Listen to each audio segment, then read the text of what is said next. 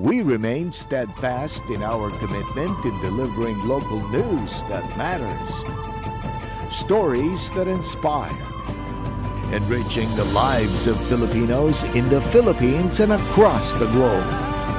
This is your GMA Regional TV. Buong puso para sa Pilipino.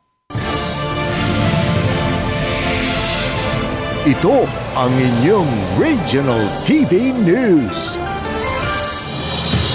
Magandang araw, ito ang inyong Regional TV News. Hatid namin ang mga pinakamalaki at pinakahuling balita. Mula sa Visayas, ako po si Cecil Kibod Castro. Mula rito sa Mindanao, ako po si Sara Hilomen Velasco. At mula naman dito sa Luzon, ako po si Chris Zuniga. Nauwi sa sakitan ng ilang atleta ang championship game ng secondary football event sa palarong Bicol sa Legazpi City, Albay. Investigasyon ng insidente, tinutukan na ng DepEd Region 5. Si Jessica Kalinog ng GMA Regional TV, Balitang Bicolandia para sa detalye. Ang dapat sana'y pagbubunyi matapos manalo ang kupunan ng Masbate City sa championship game ng secondary football event para sa palarong Bicol 2024 sa Legazpi City, Albay nitong Mayo 3. Nauwi sa gulo at sakitan. Sa video na ito, makikita ang isang player mula sa katunggaling grupo mula Naga City, Camarines Sur na tumakbo sa isang atleta ng Masbate City, saka ito tinalunan sa likod. Ang stud o spike ng sapatos na gamit ng football player nagdulot ng sugat sa likod ng tinalunang atleta. According po dun sa tournament manager namin, tapos na halos yung laban, actually panalo na yung Masbate City, 5-0. Nagse-celebrate na nga, nakadapa yata yung bata. Siguro out of frustration ng player ng Naga para pong, anong tawag natin dyan, parang tinungtungan. So, natalo kasi yung Naga. Agad na bigyan ng medikal na atensyon ang sugatang atleta. Habang nagpapatuloy naman ang investigasyon ng Learners' Rights and Protection Office ng DepEd Bicol sa insidente. Ang mga sangkot na atleta at sports official isinasailalim na sa psychosocial first aid. Sa official statement ng coach ng Naga City football team, sinabi nito na walang lugar sa sports ang karahasan.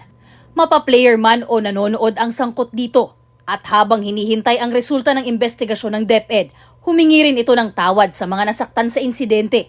Hindi rin daw kinukonsinte ng DepEd Schools Division Office ng Naga City ang kahit anong karahasan sa mga delegado. Doon po sa mga athletes natin at patuloy pa sa kanilang paglalaro, lalong-lalo na po yung magre-represent ng Bicol Region sa paparating na palarong pambansa sa July. Sa akin lang po, huwag natin pairalin yung ating emotion. Sundin lang po natin yung ating guidelines pagdating po sa bullying, abuse, at saka kung ano pa man pong mga hindi ka nais-nais pong mga aksyon o gawain ng isang individual. Naglabas na rin ng opisyal na pahayag ang Masbate City LGU tungkol sa nangyari, kung saan kanilang hinihingi na hayaan na muna ang ginagawang investigasyon ng DepEd. Nasa mabuting kalagayan na rin daw ang sugatang atleta bunsod ng insidente. Mula sa GMA Regional TV, Balitang Bicolandia, Jessica Kalinog, nagbabalita para sa GMA Integrated News.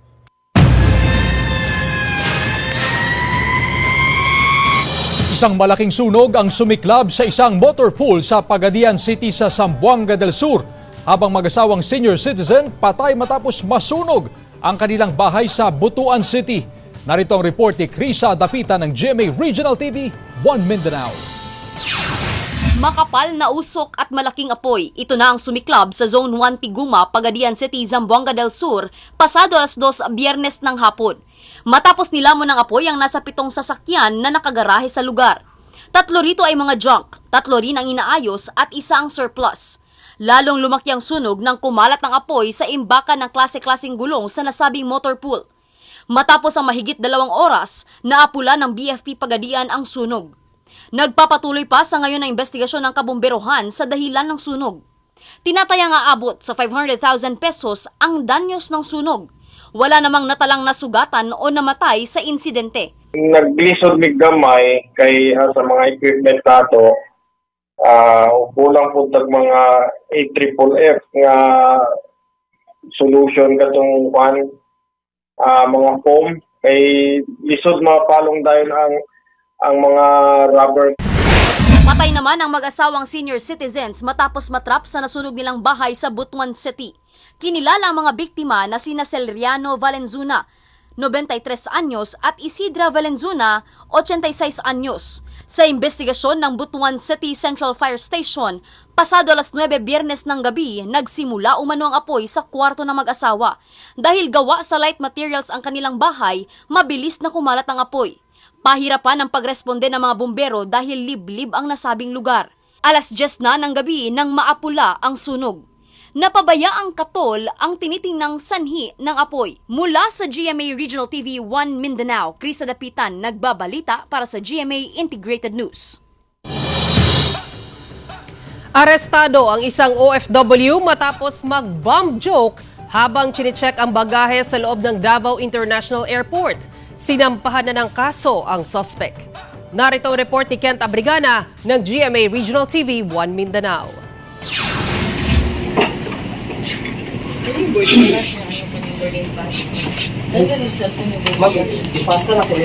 Sa eksklusibong video mula sa Davao International Airport Police Station, makikita ang pag-aresto sa isang pasahero sa loob ng Davao International Airport noong Biyernes ng hapon. Matapos na mag-bomb joke ang pasahero habang nasa check-in counter ng airport.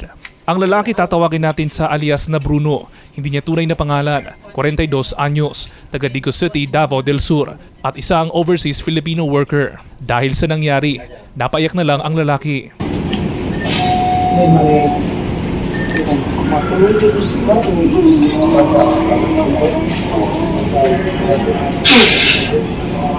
Sa investigasyon ng Davao International Airport Police Station, papunta sana ng Singapore si Bruno para bumalik sa kanyang trabaho matapos magbakasyon sa Pilipinas. Habang nag-check-in ito sa kanyang bagahe, tinanong umano siya kung may babasagin sa kanyang mga gamit. Pabiro umano itong sumagot na wala, pero bomba lang. Hindi naman ito nagdulot ng delay sa ibang flights. Lunes ng umaga, sinubukan ng GMA Regional TV 1 Mindanao na makapanayam ang sospek. Ngunit tumanggi itong magbigay ng pahayag habang nasa presinto ng Sasa Police Station. Sa ilalim ng Presidential Decree 1727, ipinagbabawal ang bomb jokes o false bomb threat. Nitong Sabado lang, sinampahan na ng kaso ang sospek. Kung mapapatunayan na may pagkakasala ang sospek, posible itong maharap sa pagkakakulong ng 5 taon at 40,000 na multa. Be careful ta sa ato ang mga words or mga jokes nga atong kuang cellphone regarding sa bomb threats or false information regarding bomb explosion. Kahit na ipaagi na tong true jokes kasi mag-cause mangod siya og panic sa general public, then na posibilidad nga ang atong flight is ma-delay. Mula sa GMA Regional TV 1 Mindanao, Kent Abrigana, nagbabalita para sa GMA Integrated News.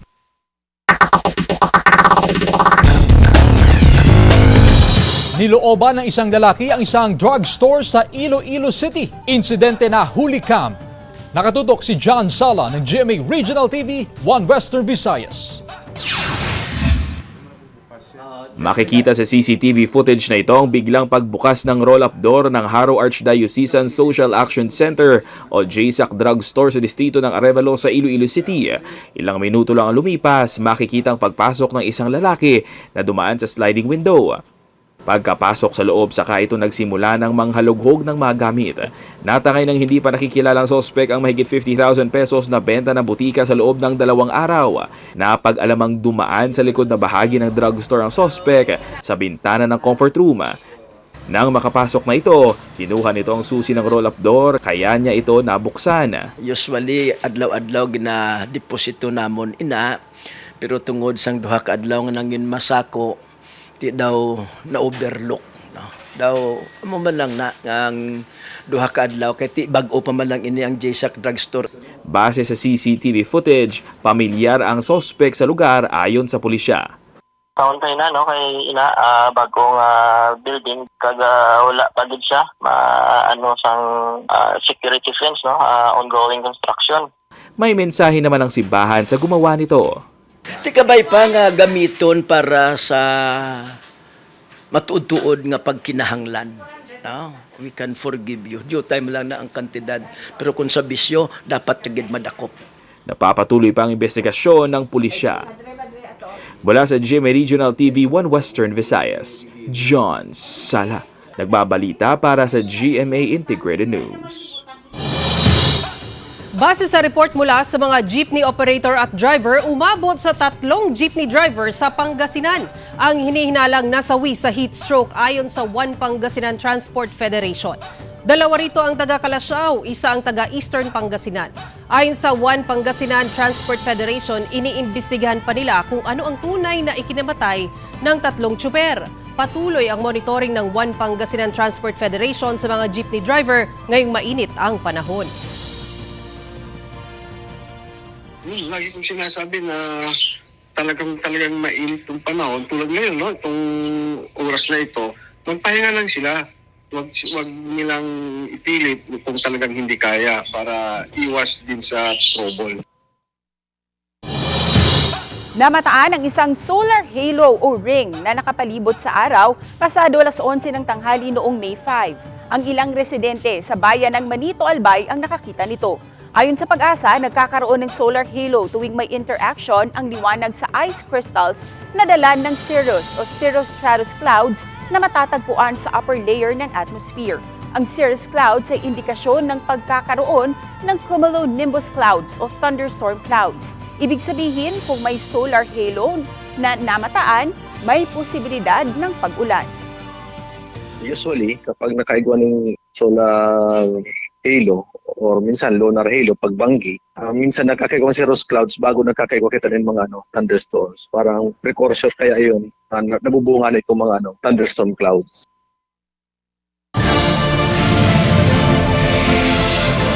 Ito ang inyong Regional TV News.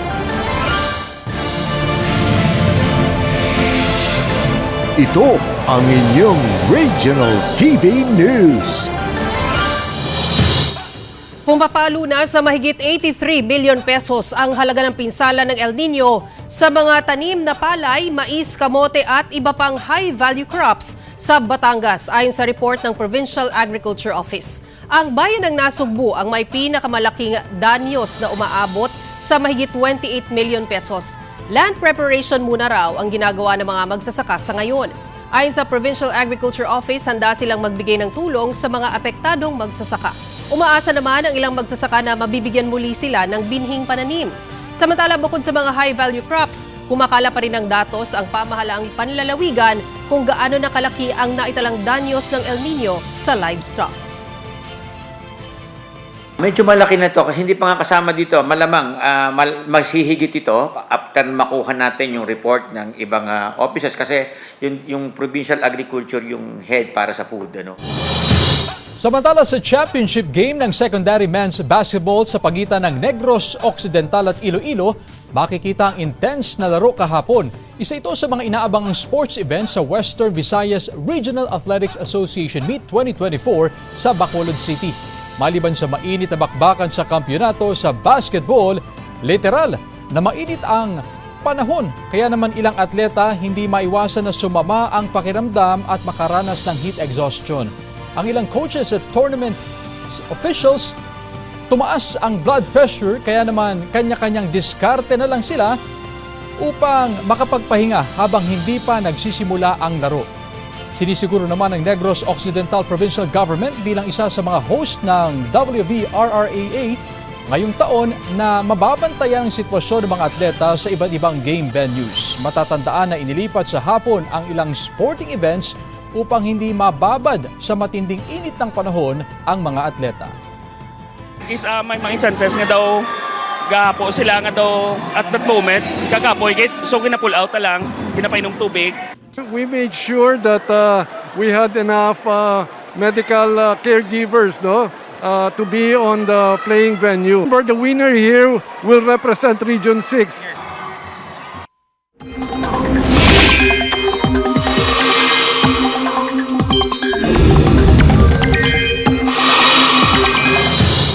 Mga kapuso, maigi pa ring magbaon ng payong bilang panangganyo sa biglaang ulan o kaya'y matinding init at alinsangan.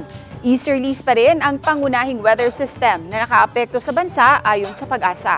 Halos buong bansa ang nakararanas ng maayos na panahon ngayong araw maliban sa ilang lugar na posibleng magkaroon ng light to moderate rains base sa rainfall forecast ng Metro Weather. Kaso ng ASF sa Dawis, Bohol, kontrolado na. Ayon kay Governor Aris Omentado, mga border checkpoint tinanggal na dahil napigilan ang paglaganap ng ASF sa lalawigan ng Bohol.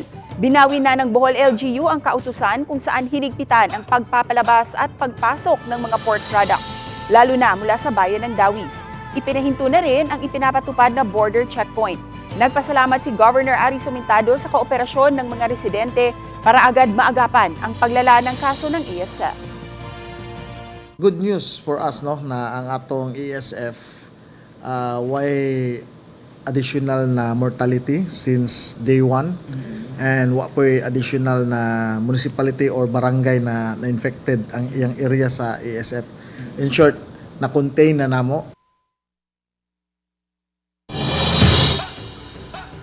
Sa pagpapatuloy ng balikatan exercises, sa Ilocos Norte naman nagsanay ang mga sundalong Pilipino at Amerikano para sa pagpigil ng mananakop sa dagat.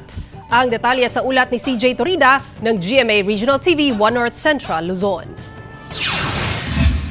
Gamit ang Autonomous Truck-Mounted Howitzer System o ATMOS, pinaputukan ng mga sundalong Amerikano at Pilipino ang mga target na drum na nasa tubig. Bahagi ito ng counter-landing live fire exercise ng balikatan exercise ngayong taon. Sa pagsasanay na ito, pinipigilan ng mga sundalo ang mga banyagang mananakop sa dagat. May heat signature sa loob ng target na nasa tubig upang ma-detect ng Javelin missile ng US Marine Corps. They come up, they had a few 50 cal and Javelin shots that were completely impressive and shocked the targets that were out there. The exercise is already an assurance that to improve the capability of our armed forces so that we can better serve the people. Isinagawa ang pagsasanay sa Lapas Sand Dunes sa Lawag City, Ilocos Norte. May layo yang mahigit 600 kilometro mula sa Taiwan na matatandaang may iringan sa China. Sa kaparehong lugar, magkakaroon din ng live fire exercise kung saan palulubugin ang isang luma at decommissioned na barko. Ang military exercises na isinasagawa ngayon, inalamahan ng Chinese Foreign Ministry. Hindi raw dapat tina-target ng anumang military exercises ang interes ng anumang third party at pahinain ang pagtitiwala ng mga bansa at ang kapayapaan sa rehiyon. Binigyang diin naman ng US at Philippine forces na ang pagsasanay ay para sa pagpapalakas ng ugnayan at tulungan ng mga bansa sa Indo-Pacific region at hindi pag-uudyok sa ibang partido o bansa. We don't do this for any third party. We don't do this for messaging. We do this to create interoperability, to create readiness, to create integration on such capabilities as being able to command and control, sense the battle space. Mula sa GMA Regional TV, 1 North Central Luzon, CJ Torida, nagbabalita para sa GMA Integrated News. Ito ang inyong Regional TV News. Ito ang inyong Regional TV News.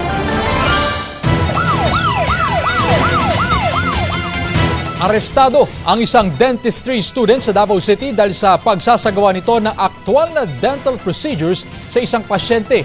Itinuturing naman daw siya na international illegal dental practitioner dahil umaabot na raw sa iba pang bansa ang kanyang illegal practice of dentistry ayon sa Davao City Anti-Scam Unit. Narito ang report ni Arjil, relator ng GMA Regional TV 1 Mindanao. Sa mga video na kuha ng mga otoridad, makikita ang pagsasagawa ng dental procedures ng lalaking ito sa isang kwarto na pag-alamang hindi pala ito lisensyadong dentista. Kaya ikinasa ng CIDG-11, katuwang ang Davao City Anti-Scam Unit at Philippine Dental Association Davao Chapter ang entrapment operation sa loob lang mismo ng kwarto ng bahay ng peking dentista sa Barangay Baguoshiro, Davao City. Isinagawa ang naturang dental procedures sa isang poser patient. Nabo kay katungod na makuha sa mga abogado nimong pinili. Kanang moral braces siguro. Pero iya pa tong gi-injeksyonan para magnam, dili na siya maka-feel gani. O para dili mo sakit siguro. Mo to gihimo niya. Taong 2023 pa raw na monitor ng mga otoridad ang iligal na pagsasagawa ng dental procedures ng 27 anyos na suspect na napag-alamang third-year dentistry student sa isang medical school sa lungsod. Ilang beses na raw siyang binigyan ng warning ng mga otoridad, ngunit ipinagpatuloy pa rin ito ang nasabing iligal na gawain. Itinuturing din ang suspect na isang international illegal dental practitioner ayon sa Davao City Anti-Scam Unit dahil pumupunta pa umano ito sa ibang bansa para magsagawa ng dental procedures. Actually, mahal, no? When you say mahal, halos kaparehas lang ang uban. He's doing veneers and crowns and even bridges gamit ang iyang pabalik-balik na micromotor pa. Hindi na nagpaunlak ng panayam sa GMA Regional TV 1 Mindanao ang suspect na kasalukuyang nasa custodial facility ng CIDG-11. Kasong paglabag sa the Philippine Dental Act of 2007 ang isinampang kaso laban sa suspect. Mula sa GMA Regional TV 1 Mindanao, Argil Relator, nagbabalita para sa GMA Integrated News. Patay ang magpinsan na sakay ng motorsiklo matapos maaksidente sa Aguilar, Pangasinan, habang isang truck ang tumagilid sa isang tollgate sa Batangas City. Tutukan sa report ni Paul Hernandez ng GMA Regional TV Balitang Southern Tagalog.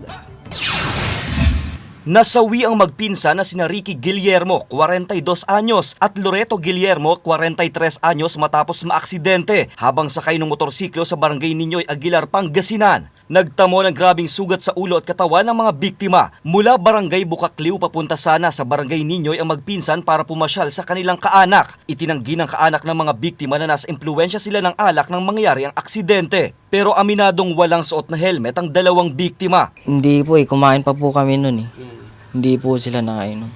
Masakit po kasi iniwan na wala na kayong magulang.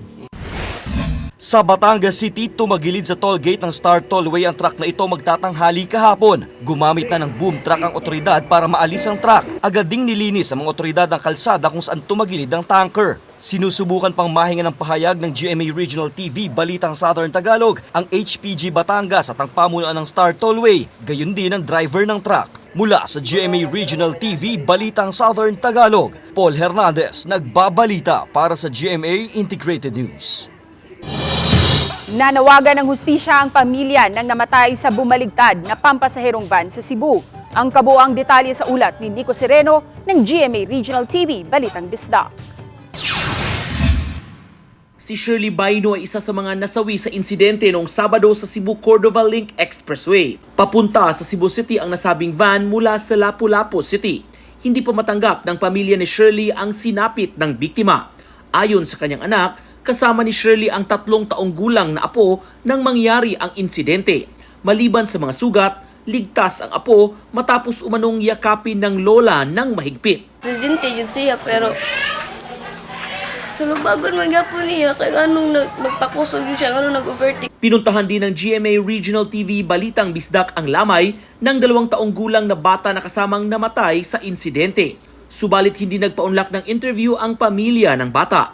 Ang 34 anyos na driver na si Christopher Tonyacao na kasalukuyang nakadetain sa Cordova Police Station ay naghihintay pa sa resulta ng kanyang laboratory tests. Ayon sa kanya, maraming parte sa kanyang katawan ang masakit bunsod ng insidente. Giit niya, bigla na lang pumutok ang gulong ng van. Si Tonyacao na nag-extra lang sa pagmamaneho ng van 3 beses sa isang linggo, humihingi ng kapatawaran sa nangyari. Ay na pasensya nga kayo, mamito tuyo disgrasya mo ito, mga takong pasaylo sa pamilya baka namatay namatayan. Na nga ila kong pasaylo din ako napalag kaso kay mamito tuyo Ngayong araw isasampa ang patong-patong na kaso laban sa nasabing driver.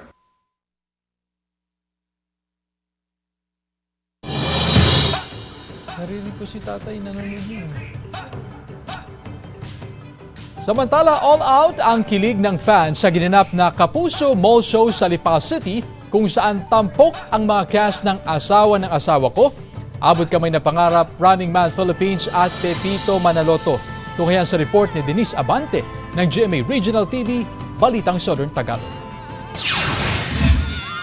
Hiyawan, halakhakan, kilig at saya ang nangibabaw sa Kapuso Mall Show sa Lipa City, Batangas kasama ang ilang Kapuso stars mula sa iba't ibang entertainment shows. Hatid nila ang best time ever na saya sa mga Kapuso Batanggenyo. Ang mga fans, game na nakisaya sa mga palaro na pinangunahan ni na Kapuso host May Bautista at Mosang na gumaganap bilang Ate Baby sa longest running family sitcom na Pepito Manaloto. Hinarana naman ni Jake Vargas ang mga Batanggenyo kasama ang kanyang on-screen partner na si Sofia Senyoron. Napakainit ng pagtanggap nila sa amin. Maraming po salamat sa inyo. Nakipagkulitan at kantahan din ang runners ng Running Man Philippines Season 2 na sina Buboy Villar, Lexi Gonzalez, Angel Garjan at Kokoy De Santos na may gusto raw silang balikan sa Batangas. Saya at kilig naman ang hatid ng abot kamay na pangarap stars na sina Kazel Canucci at Kapuso hottie Rahil Birria na nagpatili sa mga kababaihan.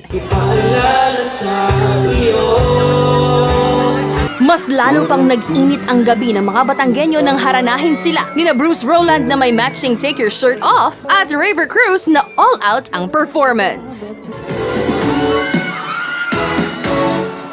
Sobrang saya, tsaka nag-enjoy talaga sila, di ba? Kaya nag-enjoy din kami. Mula sa GMA Regional TV, Balitang Southern Tagalog, Denise Abante, nagbabalita para sa GMA Integrated News.